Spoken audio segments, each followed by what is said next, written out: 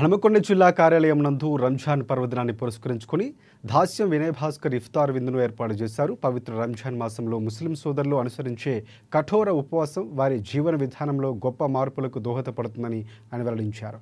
దైవ ప్రార్థనలు ఆధ్యాత్మికతను, జీవిత పరమార్థాన్ని ఎరుకపరిచి క్రమశిక్షణను పెంపొందిస్తాయని చెప్పుకొచ్చారు.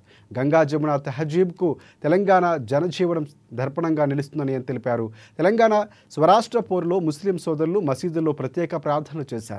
ఉద్యమాన్ని గమ్యానికి చేరటంలో తోడ్పడ్డారని గుర్తు చేశారు. కాంగ్రెస్ ప్రభుత్వం ముస్లిం మైనార్టీల సంక్షేమాన్ని పూర్తిగా విస్మరించిందని ఆయన విమర్శించారు.